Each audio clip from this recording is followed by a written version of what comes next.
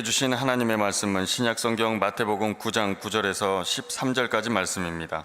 예수께서 그곳을 떠나 지나가시다가 마태라 하는 사람이 세관에 앉아 있는 것을 보시고 이르시되 나를 따르라 하시니 일어나 따르니라. 예수께서 마태의 집에서 앉아 음식을 잡수실 때에 많은 세리와 죄인들이 와서 예수와 그의 제자들과 함께 앉았더니 바리새인들이 보고 그의 제자들에게 이르되 어찌하여 너희 선생은 세리와 죄인들과 함께 잡수시느냐. 예수께서 들으시고 이르시되 건강한 자에게는 의사가 쓸데없고 병든 자에게라야 쓸데가 있느니라.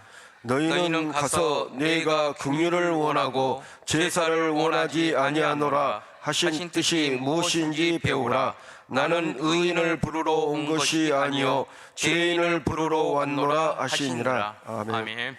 하나님 앞에 늘 그렇게 감사하는 귀한 은혜가 함께할 수 있기를 간절히 바랍니다. 토요일 오후 시간이면은 목회자들에게는 한창 긴장하는 시간입니다. 그런데 갑자기 스마트폰에서 띵동 하면서 우리 동기들이 같이 모이는 밴드에 한 글이 올라왔습니다. 어느 은행 신입사원 연수에서 나온 문제라면서 잠시 머리를 잠깐 딴 데로 돌렸다가 리프레시하고 그리고 나서 설교 준비를 하라고. 자, 그 문제 지금부터 읽어드릴 테니까 여러분들도 한번 지금 정신 집중해서 풀어보시기 바랍니다. 어느 보석 가게에 손님이 찾아와서 70만 원짜리 진주를 사고는 100만 원 수표를 내밀었습니다. 주인은 잔돈이 없어서 옆집에 가서 현금으로 바꾸어서 손님에게 30만 원을 건넸습니다. 그런데 다음 날 옆집에서 부도 수표라면서 환불을 요구하기에 100만 원을 다시 돌려주었습니다. 그렇다면 보석 가게 주인은 얼마를 손해 보았을까요? 사지선답니다. 1. 100만 원, 2. 130만 원, 3. 170만 원, 4. 200만 원. 모르겠어요. 제가 계산한 것으로는 130만 원이고 그 친구가 보내온 것도 130만 원인데 근데 일부 때 이야기를 했더니요, 예배 끝나고 나가자마자 목사님 틀렸어요. 그러면서 자기 나름대로 계산을 가지고 확인하더니 2부 때도 그러시더라고요. 근데 더 재밌는 것은 목사님들이 아침 예배 끝나고 식사를 같이 하는데 한 목사님이 그래요. 정확하게 손해를 얼마 보았는지 확인하려면 그 주인이 진주를 얼마에 샀는지부터 확인해야 된다는 거예요. 원가 계산부터 해야 된다는 겁니다. 일리가 있죠? 그랬더니 한 분이, 다른 목사님이 그렇게 얘기하셔요. 저는 반전이 있을 줄 알았습니다. 그 반지가 사실은 가짜였습니다. 그래서 손해를 별로 보지 않았습니다. 참 생각들이 다양하죠? 실제로 신입사원 연수에서 이 문제에 대한 답을 88%나 틀렸답니다. 정확한 답은 얼마인지 모르겠어요. 그런데 바로 이 문제를 목사들에게 제시했었던 그 목사님, 이렇게 얘기를 했습니다. 맨 마지막 부분에 가서 우리 관점을 바꾸어 봅시다. 보석가게 주인은 130만 원의 금전적인 손해와 약간의 심리적 상처를 입은 것으로 생각됩니다. 하지만 그런 크리스천이었기에 이게 무슨 일일까를 묵상하다가 주님의 위로를 얻고 용기를 내서 다시 자신의 본연의 일로 돌아갈 수 있었습니다. 이렇게 얘기를 했습니다. 관점을 바꾸라는 얘기죠. 관점을 다시 해서 보게 되면 이 사건이 새롭게 해석된다라고 하는 겁니다. 그러면 이 문제를 극복할 수 있는 새로운 힘과 능력이 우리 가운데 생겨나고, 그러므로 접을 것은 빨리 접고 그 다음 단계로 나아가는 것이 오늘 우리의 신상에 이롭습니다. 이런 얘기를 하면서 근데 그 이야기를 듣는 순간 오늘 우리 신앙생활은 어떤가? 만일에 이런 문제가 우리 가운데 이루어진다고 한다면은 과연 오늘 우리는 이 문제를 어떻게 극복하시겠습니까? 여전히 거기에 머물러서 매몰되면서 이 문제 가지고 전전긍긍하고 있겠습니까? 아니면 지금 지나가 버린 것은 지나가 버린 것이고 이제부터 오늘 우리가 어떻게 살아야 할 것인지를 새롭게 결단해야 되니까, 결국은 관점의 회복, 우리가 무엇으로 우리의 삶을 바라보고 있는가라고 하는 것을 새롭게 하는 것이 사실은 이 문제를 제시한 사람의 원 마음 아니었을까 이런 생각을 해보게 됐습니다. 바로 오늘 본문이 그런 얘기입니다. 우리 본문 10절 말씀 같이 보실까요? 예수께서 마태의 집에서 앉아 음식을 잡수실 때에 많은 세리와 죄인들이 와서 예수와 그의 제자들과 함께 앉았더니, 많은 세리와 죄인들이 지금 그 식탁에 같이 앉아 있다고요? 먼저 유대 사회에서 함께 식사를 나눈다라고 하는 것은 상호 인정과 우애 또는 평화와 사랑, 또 종교적으로는 언약 공동체의 일원인 것을 확인하는 그런 굉장히 의미 있는 자리였다라고 하는 겁니다. 게다가 여기에 앉아있다라고 이야기를 하고 있는데, 사실은 더 정확하게는 그들의 방식이 그랬으니까 비스듬히 기대어서, 그러니까 유대인의 전통 식사법대로 하자면은 식탁에 거의 눕다시피 기대어서 먹는 상태를 가리키는 단어이기 때문에 유대인들의 잔치 때 아주 친밀한 사이, 그 특별한 자리에서 거리낌 없이 친밀하게 어울려서 그 잔치를 즐기는 그런 모습을 이야기를 하고 있습니다. 어떻게 이런 일이 가능하죠? 많은 세리와 죄인들이 와서 예수와 그의 제자들과 함께 앉았다니까요. 세리와 죄인들이. 아니나 다를까? 계속 이어지는 본문 11절을 보니까 바리새인들이 보고, 자, 바리새인들이 봤습니다. 뭔가 문제가 터지는 겁니다.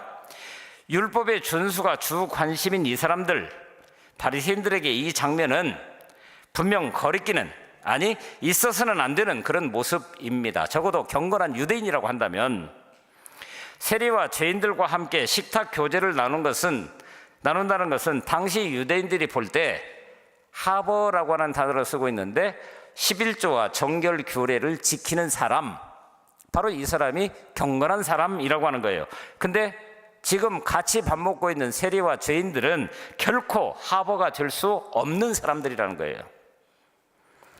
그러니 다른 말로 이 질문은 율법 없이 살아가는, 그리고 하나님을 예배할 줄을 모르는 저 많은 세리나 죄인이나 마찬가지로, 예수, 당신은 지금 율법을 범하고 있는 거요 라고 선언하는 것과 마찬가지라고 하는 겁니다. 자, 저간의 사정은 이랬습니다. 가버나움의 세관에 앉아있던 세리 마태에게 주님이 나타나셔서 나를 따르라 한마디 하십니다. 그러자 그가 즉각적으로 일어나 따르니라, 이렇게 기록하고 있습니다. 예수님의 말씀은 구구절절 설명이 없습니다. 그냥 나를 따르라, 그저 한마디뿐입니다. 그런데 마태는 묻지도 따지지도 않고 따랐다라고 하는 거예요. 어떻게 이게 가능한 일입니까?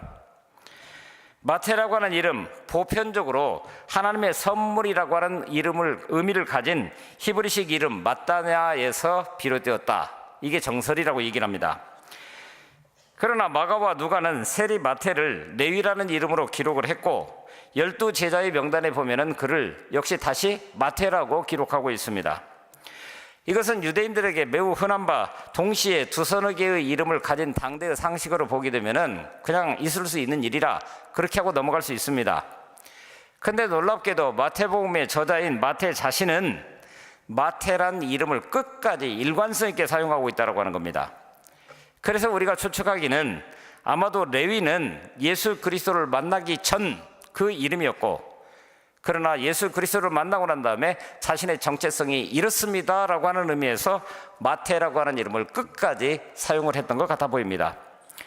결국 이렇게 놓고 보면은 마태가 예수를 만난 후에 변화된 것이 이름의 뜻 그대로 하나님의 선물로 말미암았던 것을 기억하며 자신의 이름을 끝까지 그 이름으로 사용했다라고 이야기할 수 있는 겁니다. 그렇다고 한다면 예수님이 나를 따라라 부르셨을 때 즉각적으로 따랐던 이 마태의 응답에는 일생일대의 결단이 있었다는 말인데, 그도 그럴 것이 마태 자신이 바로 신분이 세리였다라고 하는 거예요.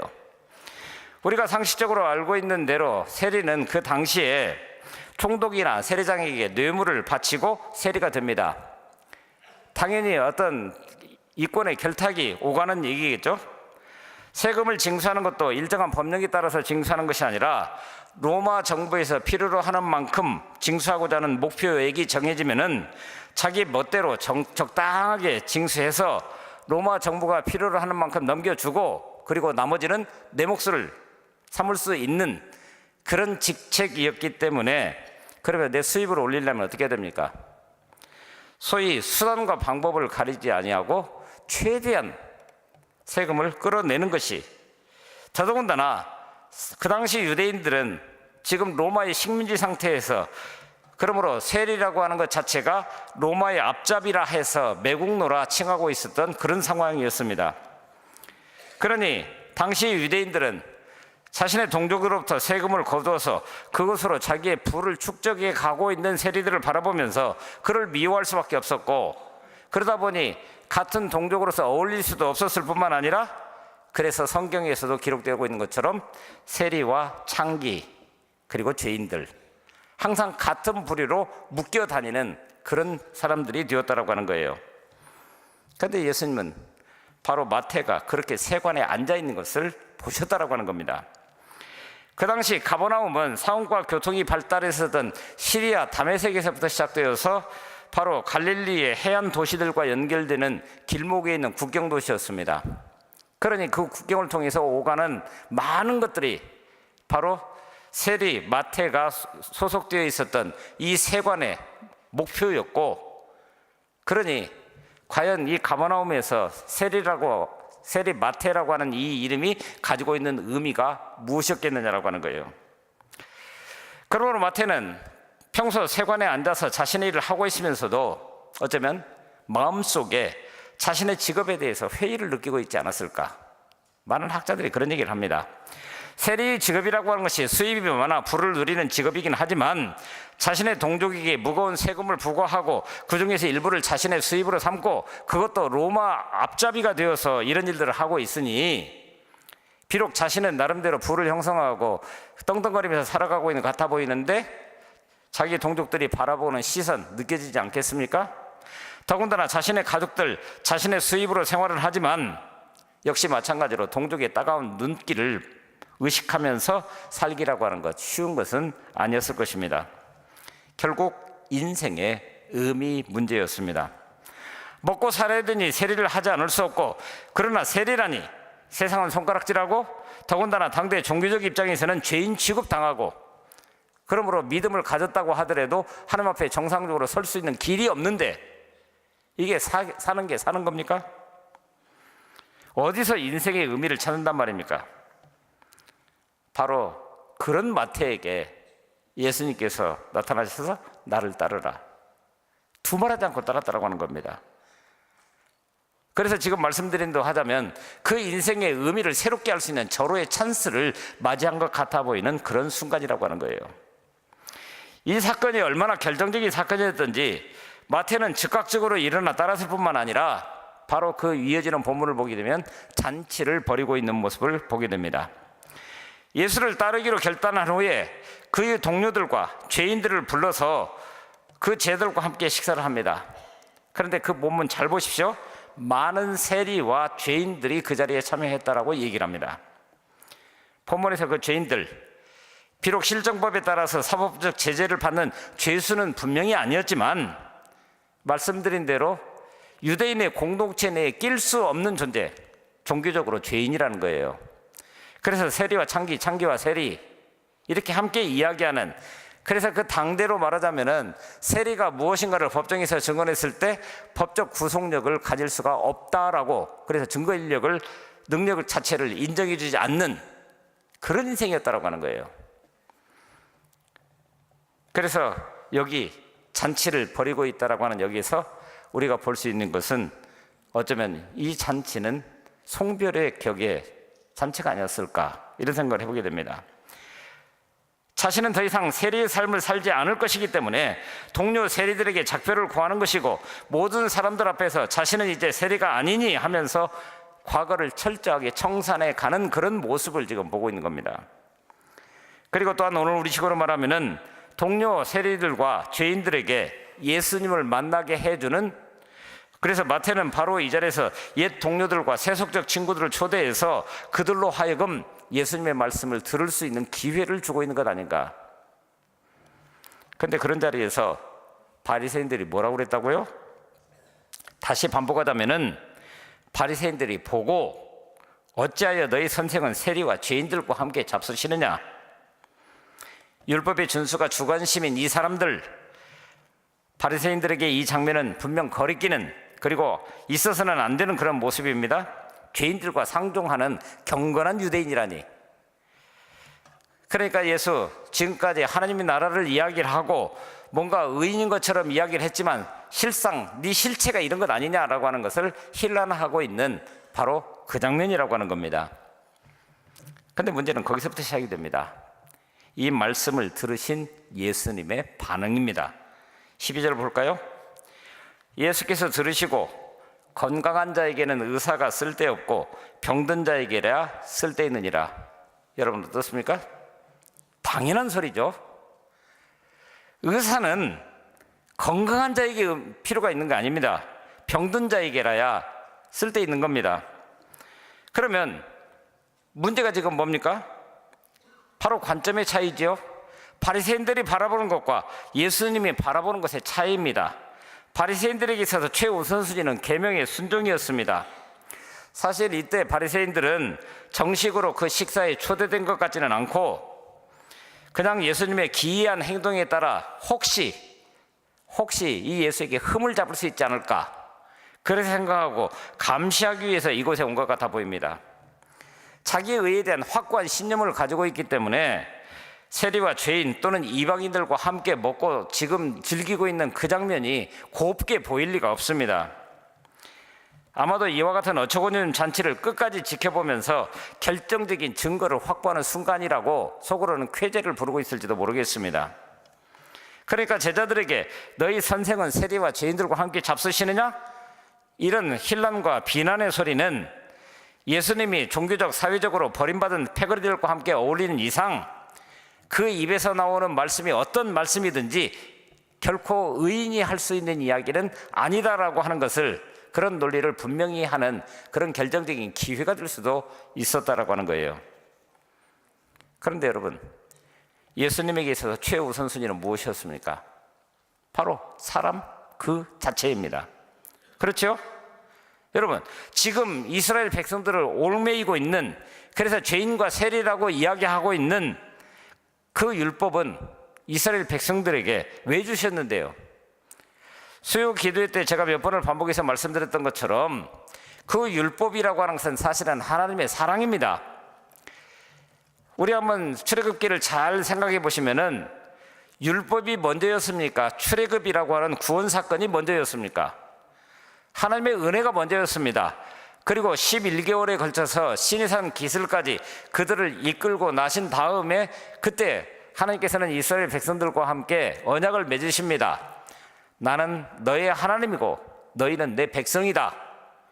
그러면 지금부터 내 백성인 너희들이 적어도 너희 하나님이 기준으로 생각하는 이만큼은 살아야 되지 않겠느냐 하고 주신 것이 율법이라는 거예요. 그러니까 하나님의 관심은 율법 그 자체에 있었던 것이 아니라 그 율법을 통해서 자신의 백성들이 하나님의 백성이 되는 그 과정을 기뻐하셨던 겁니다. 그러니까 오늘 본문에서 얘기하는 건강한 자에게는 의원이 쓸데없고 병든 자에게라 쓸데있느니라 라고 하는 이 말씀도 똑같은 논리인 것입니다. 예수님은 그 당시 특히 흔히 통용되던 속담을 그들에게 들이대셨는데, 병든 자만이 의원의 도움이 필요하므로 역설적에게도 의원이 있어야 할 자리는 바로 병든 자들과 함께 그들의 곁에 있어야 된다는 거예요. 다시 말해서 예수님은 죄인들을 구원하러 이 땅에 오셨고, 그러니까 죄인들과 함께 있는 것이 너무나도 당연하다라고 하는 겁니다. 그러나 스스로 의롭다고 주장하는 이 바리새인들, 예수님의 도움이 필요 없는 사람들이라고 생각을 했겠죠. 그런데 성경은 우리에게 무엇을 말합니까? 의인은 없나니 하나도 없다라고 분명히 말씀하십니다. 오늘 우리 시대도 마찬가지입니다. 예수님은 자신이 죄인인 것을 안타깝게 여기고 절망에 빠져 있는 자들에게 언제나 함께 하십니다. 그리고 그들에게 새로운 길을 보여주시고 그 길을 함께 갈 수 있도록 이끄신다라고 하는 거예요. 자신의 영적인 질병인 죄를 깨닫지 못하고 그러므로 스스로 의인인 채 하는 바리새인과 같은 신앙인에게는 예수님이 필요하지 않을 뿐만 아니라 예수님이 함께 하시고자 해도 사실은 그들 스스로가 거부해버리니까 의미가 없는 거죠. 자, 그렇다고 한다면 우리 한번 스스로 생각해 볼 수 있어야 됩니다. 오늘 우리가 알고 있는 것이 무엇입니까? 주님이 어떤 분이십니까? 이것을 안다면, 아는 오늘 우리는 과연 그러면 이 땅을 어떻게 살아야 하냐는 거예요. 다른 말로 오늘 우리가 지금까지 가지고 있었던 어쩌면 바리새인과 같은 그런 관점을 바꾸어서 주님의 마음, 그러니까 오늘 본문에서도 호세아 6장 6절 말씀을 인용하시면서 가서 이것이 무엇인지 배우라라고 주님이 말씀하시지 않습니까? 호세아 6장 6절, 나는 인애를 원하고 제사를 원하지 아니하며 번제보다 하나님을 아는 것을 원하노라. 하나님을 안다고요? 바로 하나님의 마음을, 이 땅을 향한 하나님의 놀라운 사랑, 그 은혜를 내가 안다라고 하는 거예요. 9절에서 세관에 앉아있는 마태를 부르신 것도 바로 그 하나님의 마음이 예수 그리스도 그분을 통해서 그를 부르시는 사건으로, 그 증거로 지금 우리 가운데 드러나고 있는 거고요. 지난주 중에 종교 없는 삶이라고 하는 제목의 책을 좀 읽었습니다. 미국의 사회학자 필 주커만이라고 하는 사람이 지은 책인데, 그는 현대에 들어서 종교가 약화되고 있는 세속화가 놀랄 정도로 빠르게 진행되고 있다라고 이야기를 합니다. 100년 전만 해도 종교가 없다고 생각하는 사람들 그렇게 많지 않았는데, 뭐 네덜란드 같은 나라 10%, 캐나다에서는 2%, 호주에서는 1%밖에 되지 않았지만 지금은 그것이 40%, 30%, 20%에 이를 정도로 종교가 없는 사람들이, 그러니까 이것은 꼭 기독교만을 얘기하는 것은 아닙니다. 어떤 종교든. 기독교라고 국가라고 불렸던 미국에서도 25년 전만 하더라도 종교를 아무것도 갖지 않은 사람이 10% 미만이었다라고 얘기를 하는데, 현재는 열의 3명 정도는 아무 종교도 갖지 않는 무종교인이 되고 있다, 이렇게 얘기를 하고 있습니다. 그런데 그렇다면 그 이유가 뭘까요? 저자는 최근 미국에서 무종교인이 급증한 이유를 그 책에서 설명하고 있는데, 제가 보기에는 한국의 상황과 그다지 달라 보이지 않더라고 하는 것입니다. 유럽, 특히 서유럽의 교회를 또는 미국의 교회를 가보게 되면은 정말로 젊은이들이 거의 없습니다. 백발이 성성한 노인들만이 주일 예배에 참석하는데, 고색창이나 몇백 년 된 그 벽돌 교회, 돌로 되어 있는 교회 내에서 황량하기 짝이 없는 예배를 지금 드리고 있는 거예요. 젊은이들을 참여하기가 참 어렵습니다. 찾아보기가 참 어렵습니다. 그 이유가 뭘까요? 그동안 사람들은 유럽이 또는 미국이 세속화되었기 때문이라고 생각했습니다. 세속 문화에 빠져서 젊은이들이 교회를 떠나 그곳으로 갔다고. 그렇습니까? 정말 세상 재미있죠? 교회는 여전히 고리타분한 것 같아 보이고, 뭔가 생경한, 내가 지금까지 들어보지 못한 얘기들을 자꾸 하는 것 같아 보이고, 그것도 강요하는 것 같아 보이고, 그렇습니까? 그런데 이 문제를 심도 있게 조사했던 한 보고서에서 우리에게 다른 시각을 제공해 주고 있는데, 이 보고서에 따르면 그 이유는 젊은이들이 그 부모로부터 참 신앙을 상속받지 못했기 때문이다 라고 이야기를 하고 있습니다. 수많은 젊은이들과 심층 인터뷰를 한 결과, 그들이 기독교인 부모에게서 상속받은 것은 오늘 우리에게 주신 이 말씀, 테스타멘트라고 얘기를 합니다. 언약입니다. 구약과 신약이 있는데, 뉴 테스타멘트든 올드 테스타멘트든 그 언약을 이어받는 것이 아니라, 영어 표현 그대로 표현하면 an empty testament, 텅 비어버린 약속을 물려받았다는 거예요. 그들은 어릴 적 부모를 따라서 교회에 나가봤고, 그야말로 나가봤습니다. 크리스마스, 부활절 등 기독교적 명절에도 아주 익숙해졌지만, 정작 부모들의 삶과 행실 속에서 감동적으로 보고 배운 기독교적 정신이 하나도 없더라. 결론이 그것이었습니다. 한마디로 복음의 알맹이가 전달되지 않은 것입니다.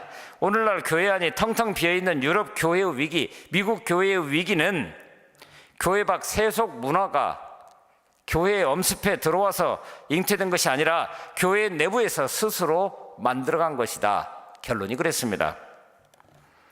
교회 밖의 세속화가 아니라 교회 안의 공동화 현상, 사회학적 용어로 도시 한복판이 사람이 주거가 없기 때문에 주거 환경이 거기에 형성되지 않았기 때문에 낮에는 사람들로 넘쳐나지만 밤이 되면 조용해지는 그런 현상, 이게 지금 우리 교회의 중심부에서 일어나고 있는 현상이다, 이렇게 얘기를 하고 있습니다. 그러니까 그 교회의 위기, 곧 신앙 상속의 위기가 자라났던 것이 오늘 우리의 결과를 낳은 거다, 이렇게 평가를 하고 있습니다. 오늘 우리는 어떻습니까? 우리나라 초대교회의 신앙, 그것은 아주 소박한 것이었습니다. 1884년경 주로 미국 선교사들과의 접촉으로 시작된 한국의 초기 개신교회는 특징적으로 가난한 농민들, 특별히 부녀자들 사이에서 전파된 종교로 시작을 했습니다. 근데 그들이 드리던 한 기도를 선교사가 선교 보고를 통해서 이렇게 얘기를 합니다. 돼지처럼 아래만 보고 살지 않게 도와주옵소서. 너무 부하기도 하지 마시옵고 너무 가난해서 죄짓지도 않게 해주옵소서. 이 세상을 당신보다 더 사랑하지 말게 해주시옵고 이 내 아들도 결코 하늘에 계신 아버지보다 더 사랑하지 않게 해주옵소서. 이 기도는 1920년대 초 거의 무학에 가까운 한 농촌 여성이 가난에 쪼들리는 삶 속에서도 매일 어린 아들을 붙잡고 기도했었던 기도의 내용이라고 보고하고 있습니다. 그런데 이 기도는 어느 한 가정에서만 드리던 기도가 아니라는 거예요. 조선의 거의 모든 가정의 어머니들이 남몰래 드리던 기도였다라고, 바로 우리 어머니의 어머니들이 드렸던 그런 기도였다고. 그런데 오늘 우리는 그때보다도 더 많은 교육을 받고, 그리고 그때보다도 훨씬 더 유복한 환경에 살고 있는 꽤나 유식한 기독교인들이 되었는데, 오늘 우리 기독교인들은 왜 더 이상 이런 기도를 드리지 않는 걸까요? 언제부터 우리는 우리 믿음의 능력을 상실한 걸까요? 신앙의 성공과 실패라는 표현이 적절하지는 않겠지만은 수십 년을 교회에 다녔어도 그 믿음의 능력이 그저 믿는 사람이나 믿지 않는 사람이나 그게 그거인 것처럼 그러는 이유가 도대체 뭘까요? 혹시 이런 것 아닐까요? 아직 마음을 안 먹어서 그렇지 마음만 먹으면 언제든지, 이런 것입니까? 가능성은 언제나 열려있지만 기회가 오늘 우리에게 늘 그렇게 열려있는 것은 아닙니다. 여러분, 오늘 본문에 나타난 마태를 주님이 매일 그 길을 다니면서 그를 불렀을까요? 딱 한 번 불렀고 그것에 응답한 마태가 자신의 인생과 함께 역사를 송두리째 바꿔놓은 굉장히 중요한 인물이 되었다고 하는 겁니다. 내가 언제든지 그렇게 할 수 있고 기회가 있는 것처럼 보이지만 실제 우리 인생은 그렇지 않은 것 우리가 너무나도 잘 알지 않습니까? 그러므로 정말 좋은 신앙인이 되고 싶다면 주님이 부르실 때 우리는 지금 즉시 그렇게 해야 합니다. 예배를 정말 잘 드리고 싶다면 다음이 아니라 당장 지금 여기서 그렇게 할 수 있어야 됩니다. 주님 주신 달란트를 묶이지 않고 사용하고 싶다면은 그 어떤 것으로든지 주님의 뜻을 이루기 위해서 내가 가진 것을 내놓을 수 있어야 됩니다. 그리고 섬길 수 있어야 됩니다. 돈의 악마적인 유혹이라고 이야기하지 말고 그 유혹에 빠지지 않으려고 한다면 지금 그 음성을 듣고 내가 주인이 아니라 하나님이 내게 주신 물질이라고 하는 물질의 주인관을 명확하게 하고, 그러므로 이제는 주님의 청지기로서 내게 주신 것들을 아름답게 간수할 수 있어야 됩니다. 기회는 내 주변에 널려 있는 것처럼 보이고 그래서 언제든지 내가 마음만 먹으면 할 수 있다고 생각하는데 우리 인생이 정말 그렇습니까? 결정적인 기회는 어쩌면 내 인생에 딱 한 번, 그것도 바로 지금 여기에서. 그러므로 주님의 그 부르심에 즉각적으로 응답하는 것이 신앙입니다. 나를 따르라 하시니 마태가 어떻게 했다고요? 즉시 일어나 따랐다. 사랑하는 교우 여러분, 예수 그리스도의 복음은 귀로 듣고 눈으로 본다고 해서 다 이해할 수 있는 것이 아닙니다. 말씀대로 살아낼 수 있어야 됩니다. 보고 들은 대로 실천할 수 있어야 됩니다. 말씀대로 살지 않으면 사는 대로 말씀을 멋대로 해석하게 됩니다. 그래서 자신에게 편리하게 귀에 걸고 코에 걸어서 복음이 아닌 것으로 만들어져 버리고 결국 그것을 우리 다음 세대가 있는 그대로 보면서 복음의 능력을 상실해 버리게 됩니다. 마태는 사실 예수님의 제자가 되기에 가장 가망성이 없는 그런 사람이었습니다. 말씀드린 대로 그는 세리였기 때문입니다. 하나님을 예배하는 그 자리에도 마음껏 나가서 어떻게 해볼 수 없는 그런 사람이었습니다. 사람들은 손가락질했고 랍비들은 그들을 강도와 같은 무리로, 그래서 세리와 창기를 한꺼번에 호칭하는 그런 부류의 사람들. 근데 그처럼 평판이 좋지 못하고 불리한 특성을 지닌 그 마태를 예수님께서 기꺼이 제자로 부르셨다고요? 그 이유 딱 하나, 주님이 보신 것이 있습니다. 오늘 우리도 그렇게 되기를 원합니다. 저와 여러분들이 그렇게 부름받은 사람들입니다. 오늘 우리를 통해서 하나님이 하실 일이 있기 때문에 오늘 우리가 할 수 있는 것은 즉각적으로 바로 지금 여기서 응답하는 것뿐입니다. 그 응답을 통해서 하나님께 영광 돌려드리고 그 하나님이 기뻐하시는 일들을 아름답게 감당함으로 하나님의 기쁨이, 평강이 우리 삶 가운데서 늘 충만할 수 있기를 간절히 바랍니다.